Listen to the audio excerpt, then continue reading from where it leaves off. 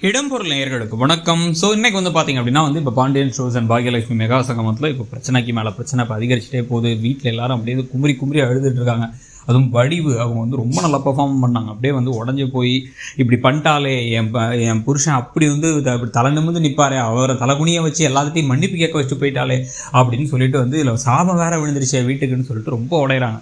அப்போ அழாதீங்க அப்படின்னு அந்த பக்கம் இருந்து பாண்டியன் சொல்கிறார் ஒரு வார்த்தை. சொன்ன உடனே வந்து அண்ணன் நீங்கள் பார்த்தீங்களாண்ணே எப்படி இருந்த மனுஷன் அவர் எப்படி ஆக்கிட்டாங்களாண்ணே அப்படின்னு சொல்லும் பொழுது, ஸோ இப்போ ஒரு கஷ்டத்தில் என்ன இருந்தாலும் உறவு அப்படிங்கிறத காமிச்சு இவரும் உறுதுணையாக நின்னார். அவங்களும் அதை வந்து டக்குன்னு வந்து அவர்கிட்ட ஒரு ஆறுதல் தேடுற மாதிரி ஒரு வார்த்தை சொன்னாலும் பேசுகிறாங்க.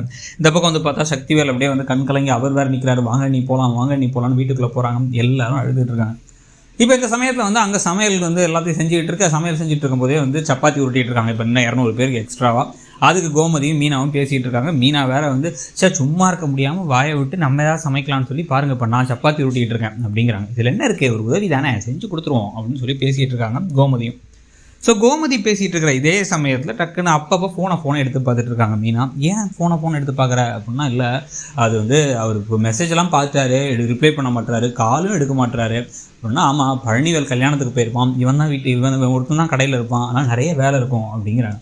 இல்லை கிரே கலரில் வந்தால் அது வந்து இப்போ அவனுக்கு போயிடுச்சான்னு அவன் பார்க்கல, ப்ளூ கலரில் வந்துருச்சு, அப்போ அவன் பார்த்துட்டான் ஆனால் எனக்கு ரிப்ளை பண்ணல அப்படிங்கிறாங்க. எப்போ பார்த்தாலும் அவன் புருஷன் உன் பின்னாடியே இருக்க முடியும், உன் கூடயே இருக்க முடியுமா, சும்மா இதெல்லாம் ஒரு விஷயம்னு பேசிக்கிட்டு சும்மா இரு அப்படின்னு கோமதி சொல்லிக்கிட்டு இருக்கும் பொழுதே கால் வந்துடுது. ஸோ வேகமாக எடுத்து போய் 1/2 மணி நேரம் கூட பேசிட்டு வா போ, நான் செஞ்சுக்கிறேன் வேலையை அப்படின்னு கோமதி சொல்லிடுறாங்க. தனியாக போயிட்டு இவங்க ஃபோன் பேசலாம் அப்படின்னு எடுத்து பேச ஆரம்பித்து, என்னங்க கல்யாணங்கிறனால மாமா போயிட்டாரா, நீங்கள் ஒரே பிஸியாக இருக்கீங்களா அப்படி இப்படின்னு கேட்டுட்டு இருக்கும் பொழுதே வந்து அவர் இல்லை அப்படின்னு நடந்ததெல்லாம் சொல்கிறாரு. இப்படி ராஜி ஓடி போனது, குடும்பமே வந்து அப்படி சம்பிச்சு போய் நிற்கிறது, கல்யாணம் நின்னது, எல்லாரும் மாற்றி வந்து தேடிட்டு இருக்கிறதுன்னு எல்லா விஷயத்தையும் சொல்கிறாங்க. சொன்ன உடனே சரி வா அப்படின்னு சொல்லிட்டு உடனடியாக வந்து இவங்க அதிர்ச்சியாகி, இது அம்மாவுக்கு தெரியுமா, தெரியாது அப்படின்னு. சரி ஓகே நான் சொல்லிக்கிறேன் அப்படின்ட்டு கோமதிகிட்ட போயிட்டு, அத்தை கொஞ்சம் நம்ம போகலாம், ரூம் வரைக்கும் போகணும், ஒரு முக்கியமான விஷயம் இருக்குது, வாங்க போகலாம் அப்படிங்கிறாங்க. சப்பாத்தியெல்லாம் ஆல்ரெடி இப்போ நிறைய செஞ்சாச்சு, கொஞ்சம் வேலை தான் இருக்குது, 3/4 வேலை முடிஞ்சு, நீங்கள் கொஞ்சம் செஞ்சிடறீங்களான்னு பாக்கியாட்டின்னு சொல்லிவிட்டு அவங்க சாப்பிட்டு போனால் இல்லை வேணாம் வாங்கன்னு கூப்பிட்டு போகிறாங்க. இவங்க வேலையை முடிச்சுட்டு வந்துடுறேனேங்கிறாங்க கோமதி. அவங்கள அதெல்லாம் இல்லை, வாங்க ப்ளீஸ் வாங்க, ஒரு முக்கியமான விஷயத்தை இதை நம்ம கண்டிப்பாக வந்து நம்ம ரூம் போய் தான் பேசணும் அப்படின்னு கூப்பிட்டு வந்துடுறாங்க. என்ன விஷயம், எனக்கு என்ன ரொம்ப பதட்டப்படுத்தாத, என்ன நடந்துச்சுன்னு இவங்க அப்படியே புலம்பிக்கிட்டே வர, இங்கே கதிரையும் பார்த்து வந்து நம்ம குடும்ப விவகாரத்தை வெளில வச்சு பேச முடியாது, வாங்க நம்ம ரூம் போகலாம் அப்படின்னு ரூம் போகிறாங்க. என்னாச்சு, எதுவும் பிரச்சனையாங்க, என்ன நடந்துச்சு அப்படிங்கும் போதே அவங்க வந்து இப்போ வந்து பழனிவேல் இவங்க எல்லாருமே வந்து இப்போ இவர் செந்தில் பேசும்பொழுது வந்து என்னாச்சு அப்படின்னா வந்து ராஜி ஓடி போயிட்டாலாம், அவள் வந்து யாரோடய போயிட்டா, அப்போ வந்து அதனால் இப்போ பெரிய பிரச்சனையாகிடுச்சாங்க, அதனால் வந்து கல்யாணம் நின்றுடுச்சு அப்படின்னு அப்படியே தலையில் அடித்து உட்காந்துடுறாங்க கோமதி. நான் இந்த மாதிரி ஒரு விஷயத்த பண்ணதுக்கப்புறமே எங்கள் அண்ணன் என்ன அதுலேருந்து மீண்டு வரல, இப்போ இவ்வளோ இப்படி பண்ணியிருக்காளே, ஒரு வார்த்தை சொல்லியிருக்கலாம்ல அவளுக்கு, இன்னொரு நான் பிடிச்சிருக்குன்ட்டு எதையுமே சொல்லாமல் எப்படி ஓடி போக மனசு வந்துச்சு, நல்ல மாப்பிள்ள தானே பார்த்துருந்தாங்க, இத்தனை நாள் விட்டு கடைசி நிமிஷத்தில் ஏன் அப்படி பண்ணணும் அப்படின்னு சொல்லிட்டு தலையில் அடித்து அவங்க அழ ஆரம்பிச்சிடுறாங்க.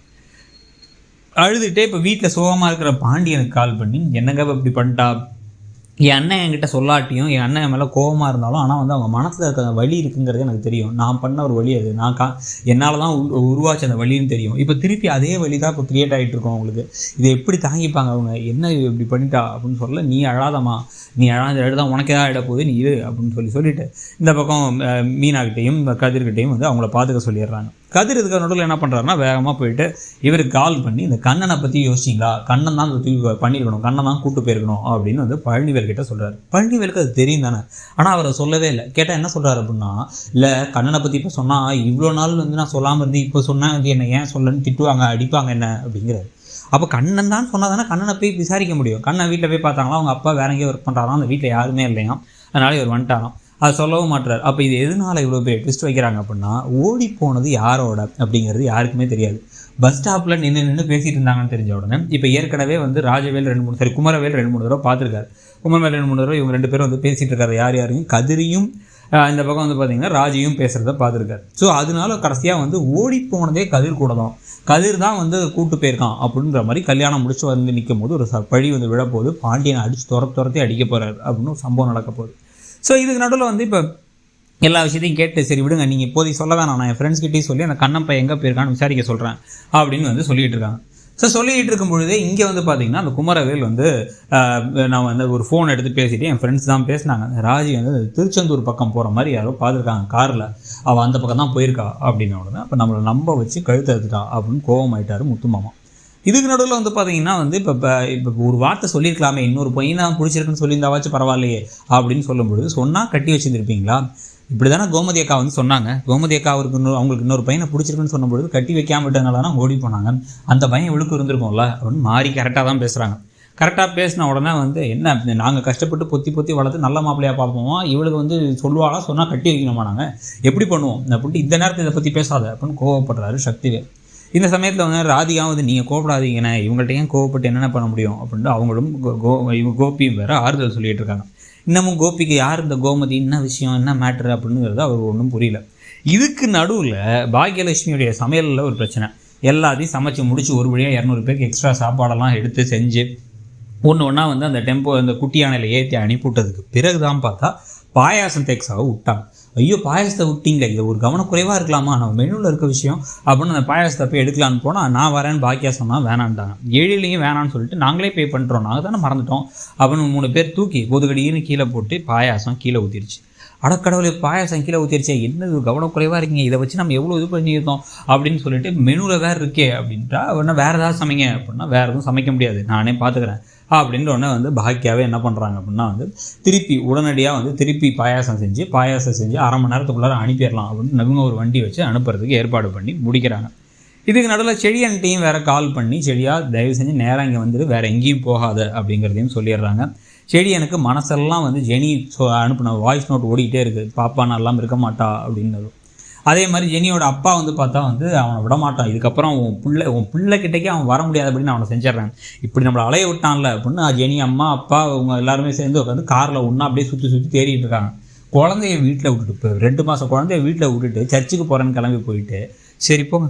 ஸோ இப்போ அதனால் வந்து இவங்க தேடிகிட்டே இருக்க அப்போ பாக்கியா உங்களுக்கு ஒரு வாய்ஸ் நோட் அனுப்புகிறாங்க. உன் பிள்ளை உங்ககிட்ட வந்து சேரும் பத்திரமா, நான் அதை வந்து கொண்டு வந்து உன் கையில் ஒப்படைப்பேன், நீ ஒன்றும் கவலைப்படாமல் இரு அப்படின்னு சொல்லிட்டு பாக்கியா ஜெனிக்கு வந்து வாய்ஸ் நோட் அனுப்புகிறாங்க. ஸோ அதை கேட்டு ஜெனி ஓரளவுக்கு இன்னும் குமரி அழுதுகிட்டு இருக்காங்க.